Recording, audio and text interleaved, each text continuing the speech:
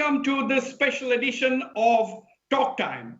My guest today is former Chief of Army Staff, General J.J. Singh, a highly decorated soldier, former governor of Arunachal Pradesh, and author of two path-breaking books, including his debut one, A Soldier's General. General J.J. Singh, once again, welcome to Talk Time.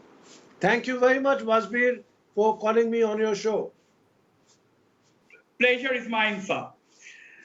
You see, General, after the Galwan incident of June 15 in eastern Ladakh, in which we lost 20 of our brave soldiers and the Chinese too lost several of their troops, the two nations, India and China, are engaged in intense discussions on disengagement. Now, the objective is to achieve status quo as far as the line of actual control is concerned. But do you trust the Chinese, General, and how easy will it be to achieve status quo ante? Wasbir, according to me, the two countries need to seriously negotiate and to dialogue militarily, diplomatically, and if need be, at the highest level politically also. Right. As of now, war is no option for either country, and it is not in the best interest of either China or India. So the answer lies in peacefully restoring status quo ante as it was in April 2020. Right. But achieving status quo ante, considering the aggressiveness shown or demonstrated by the Chinese this time, which was absolutely unprecedented, now do you think disengagement is an easy procedure? Do you think that is going to take more time? Wasbir, I personally feel is going to take time because in the case of China, it's a large country and it has always believed in never losing face. There is a loss of face if they have to go back once they came forward. And they were towards their own side of the LAC nonetheless, but yet they came forward. And we stopped them from coming into our territory. And then on the 15th of June, as you know, there was a violent clash, fisticuffs, use of batons, use of spiked wooden rods, and so on, which resulted in a lot of loss of life. I think the Chinese have learned a lesson because India did not kowtow to them this time, like they did not kowtow to them even in the Bhutan, Sikkim, Tibet border. So as you can see, the Chinese know that India is going to take a very strong stand and will not allow status quo ante to be changed. Now, you see, another Corps commander level dialogue is supposed to take place in a few days after 4 such earlier meetings. Now, how easy or difficult is any disengagement process? Apparently, Pangong in eastern Ladakh, the hottest flashpoint along the line of actual control, still continues to be a problem. They have disengaged in several places, but the disengagement process is not yet over in Pangong, which is the hottest flashpoint. Wasbir, according to me, this is going to take some time, and the process involves a step-by-step disengagement, falling back.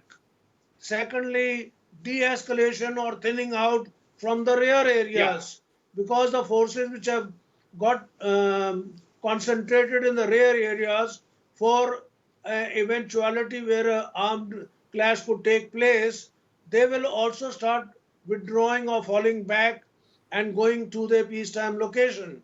So I think it is going to take time. We should not be in a hurry, and we should, as I said, war is no option. Therefore, we will have to carry out discussions and dialogue and tell them that there is no justification for them to have come forward and to have changed the status quo. All right. Yeah. You see, post Galwan, do you think India's-China relations can be brought back to the level, which it had been for years?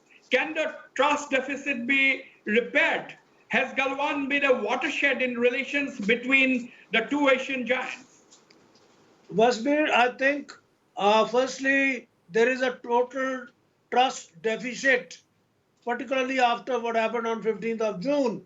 After Yeah. agreeing to withdraw, they still came up and pitched up their tent at Patrol Point 14. And when we went to remove that and told them to remove it, then there was a violent clash.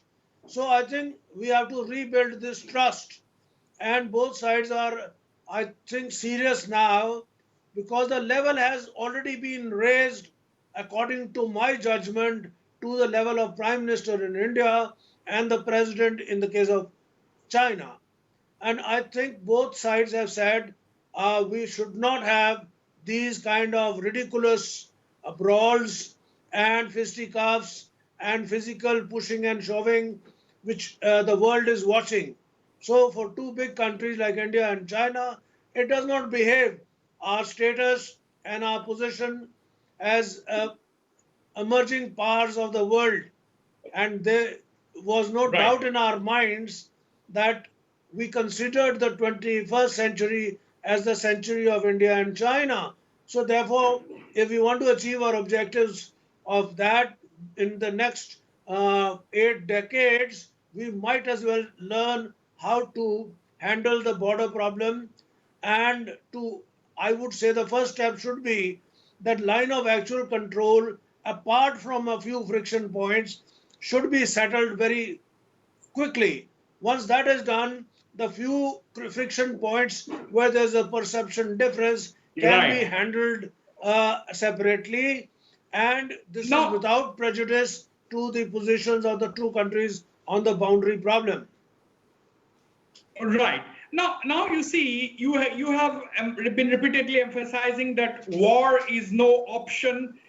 You are saying that the two Asian giants should not engage in these kind of brawls in the future.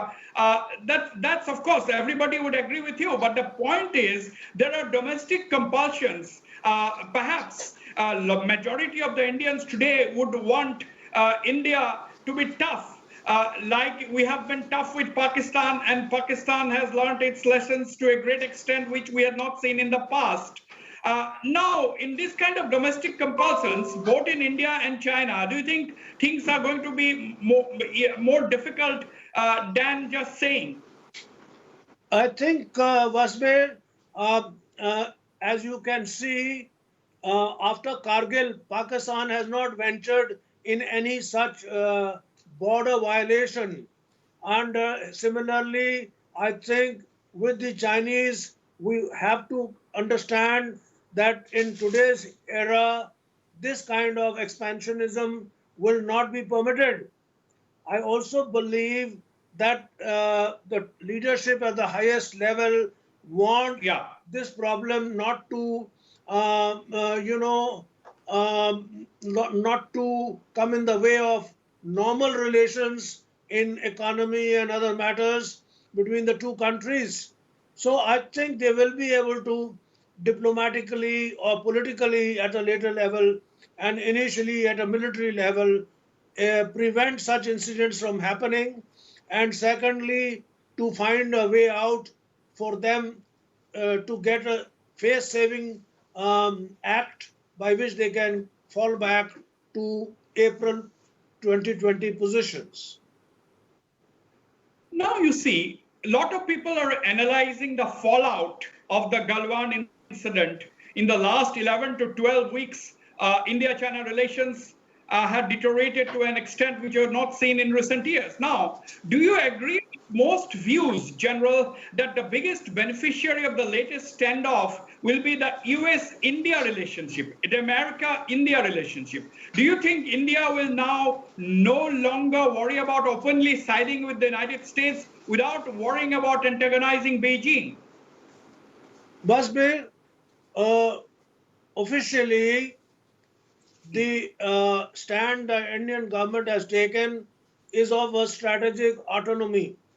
We want to be free to deal in our national interest with any country that we like. But it is but natural that with the Quad happening between America, Japan, Australia, and India, and with Right. the weapon systems and the uh, aircraft, ships, missiles, drones, which we are getting from America, including higher level of technology, I think that is Yeah. disturbing China. And whenever that happens, the Chinese become a little more considerate to a major country like India. I'll take you back to 2005 when the Prime Minister Wen Jiabao had visited India. That was a time when the US India relations started improving, and they wanted not to happen. And they had a very, very important treaty and agreement in 2005, in which one of the clauses was that the settled populations will not be disturbed. So I can tell you that concession was given by China because they realized that otherwise India and US will get closer to each other. But today the situation is that India is a swing state. Whichever side India goes, that side becomes heavier in the global equation and power balance.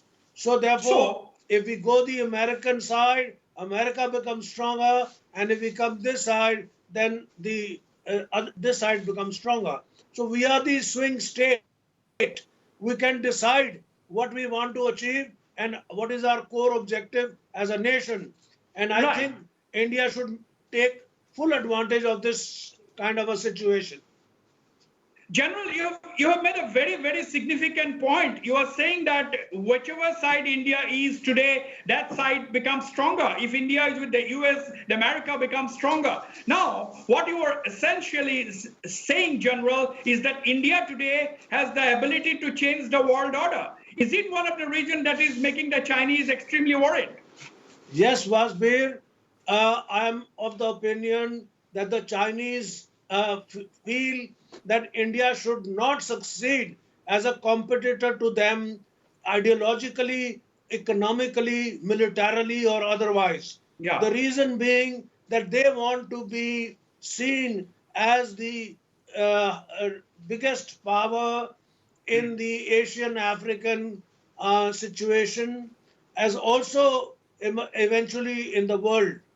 Now, when they see the Indian system, which is ideologically different from the communist system, a yeah. democratic polity that we have, if we succeed and we rise equal to China, then that defeats the Chinese theory that communism is the best way to manage a big country.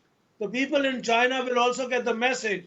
So I think it's very important for all of us to understand that there is a deeper ideological clash which is not visible on the surface. And China would like India not to succeed and therefore to prove that the communist system is better for their people. Right. On that note, I'll go for a short break, but don't go away. I'm in conversation with former Chief of Army Staff General J.J. Singh, talking on a wide canvas on the China, India, or for that matter, India China relations in view of the aggressive posturing by the Chinese leading to the ugly Galwan incident on 15th of June.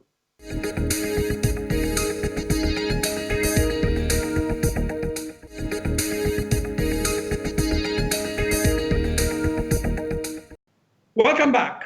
I'm in conversation with former Chief of Army Staff and Governor of Arunachal Pradesh, General J.J. Singh. Now, in recent weeks, General, you have made a very significant statement.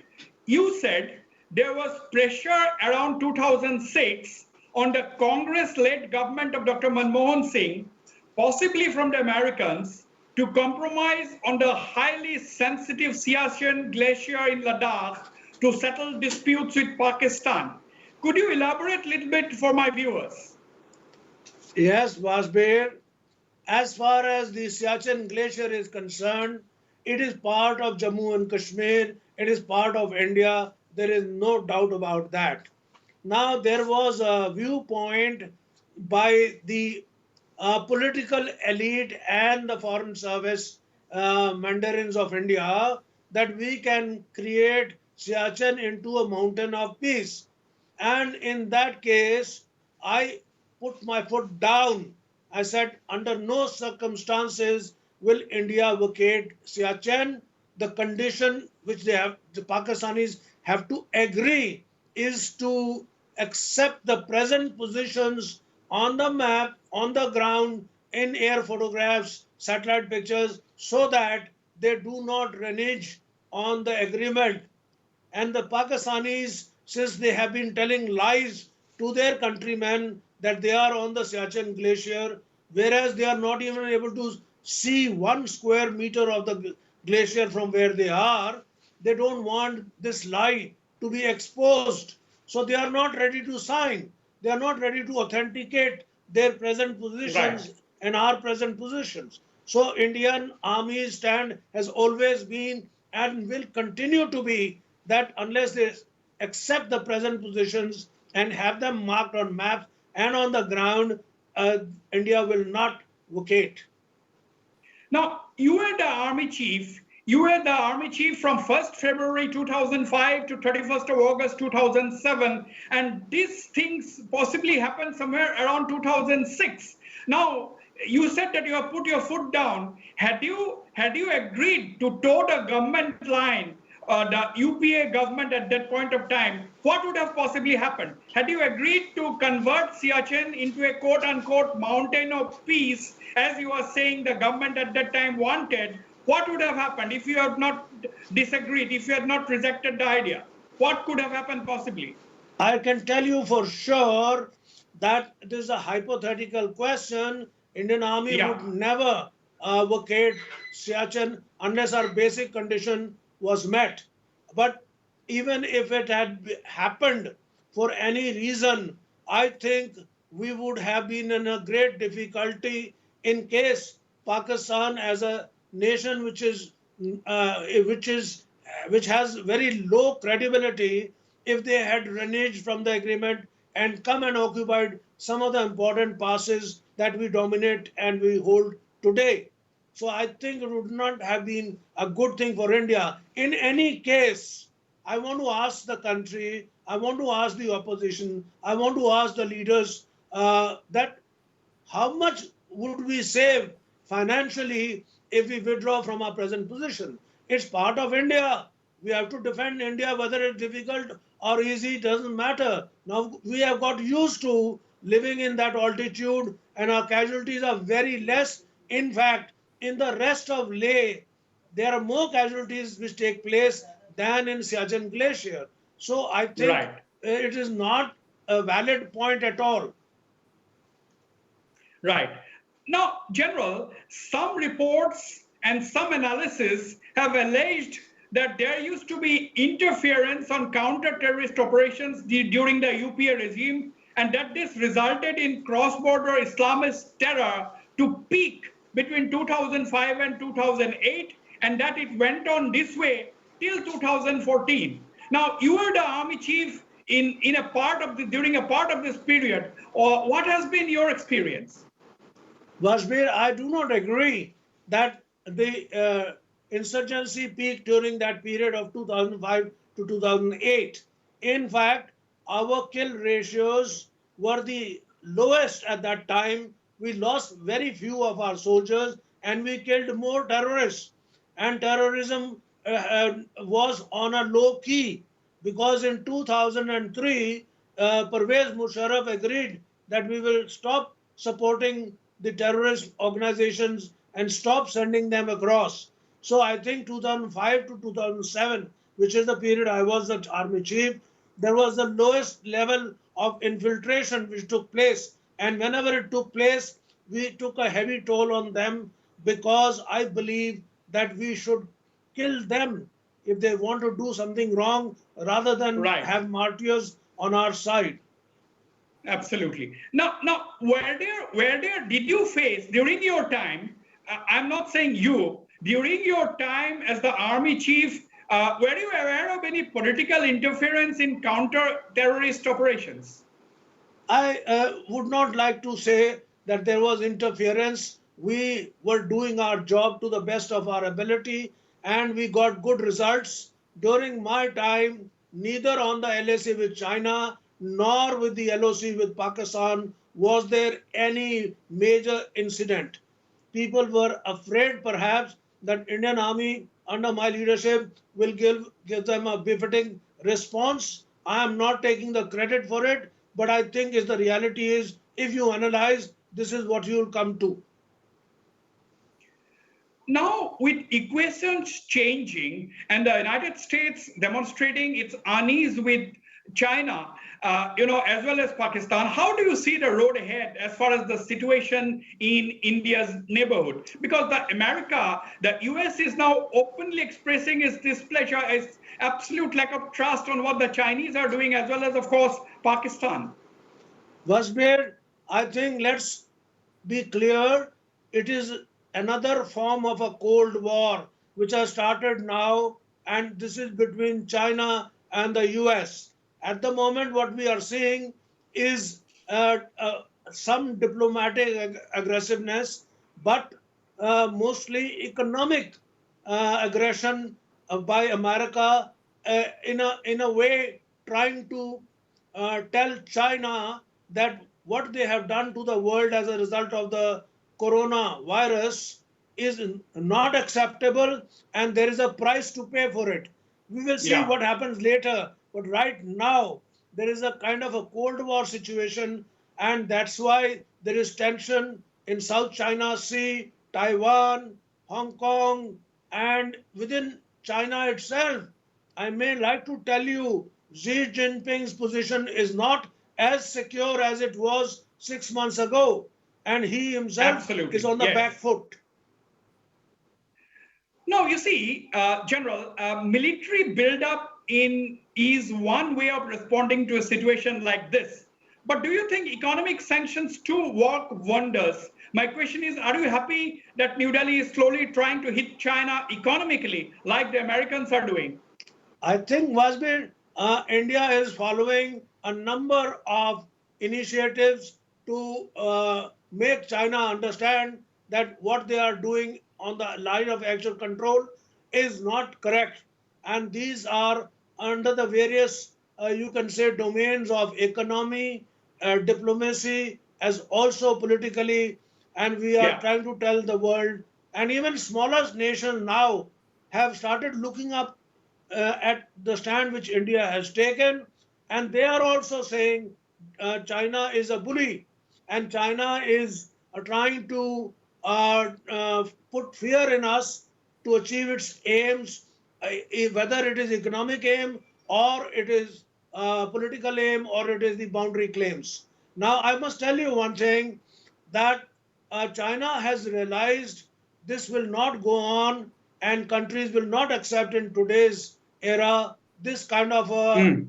I would like to use a new nomenclature, a new term for this. It is psychological imperialism. China is bullying people, smaller states and weaker states, Right. and calling it, and I call it psychological imperialism.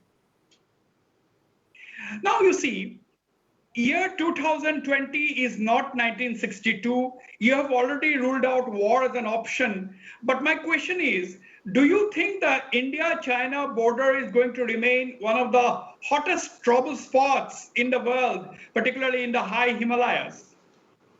Wasbir, this border, if you take it from the place from where it starts in Afghanistan junction up to Myanmar, is 4,057 kilometers. Yeah. And if you look at the line of actual control, it is about 3,488 kilometers. Now, Yes. on this long stretch of border, uh, there is going to be a problem, but most of it is very easy to resolve. I have walked on the McMahon line 1,000 kilometers at least, and I know there are areas where you can straight away say that the ridge line is so high, it's got glaciers, the other side is Tibet, and this side is India. There are a few rivers which cross across the Himalayas. Over there, there are some perceptual differences and small disputes which can be easily resolved. So, therefore, I think this border can be resolved. It is not a big problem as long as the intention is there.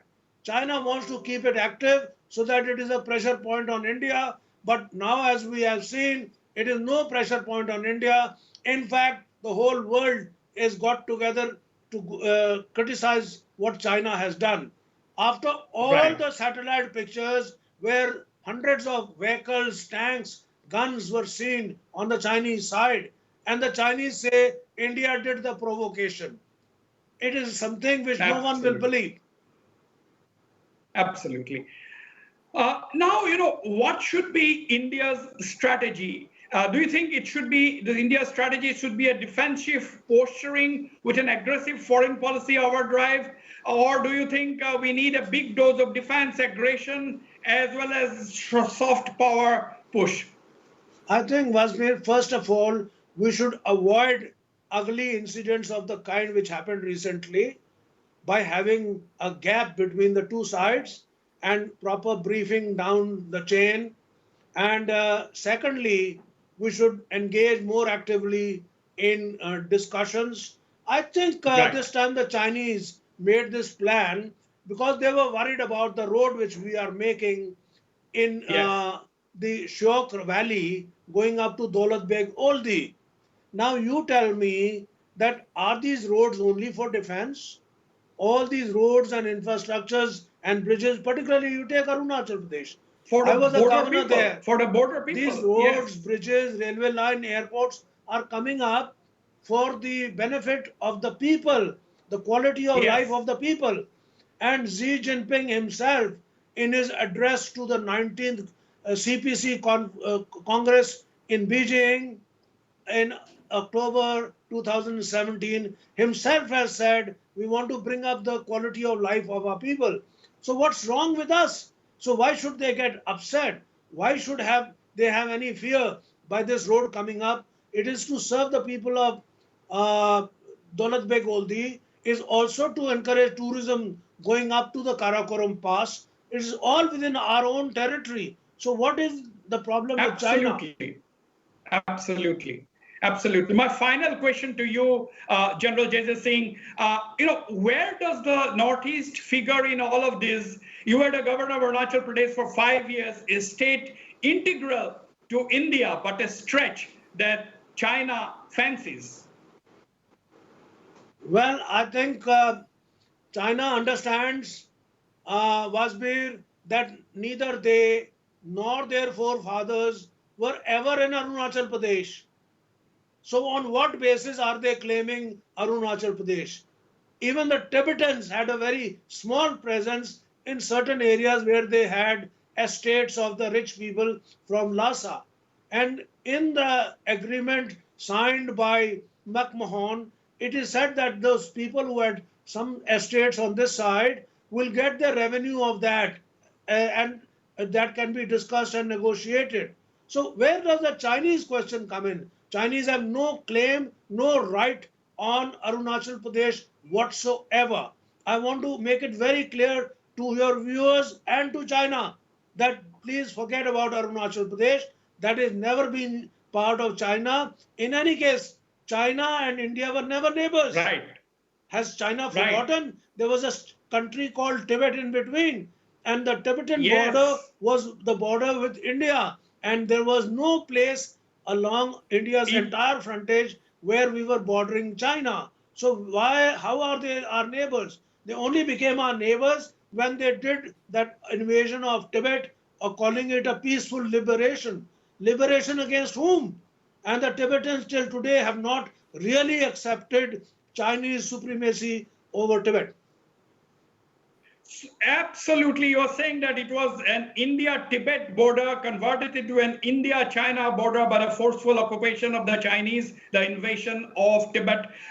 Thank you very much, General Singh, for speaking your mind out on an issue that has been hogging national and international limelight. As usual, extremely candid and as usual, extremely forthcoming in your views. General, once again, thank you very much for speaking to me on Talk Time. You're welcome, Wasbir. Thank you. Thank you.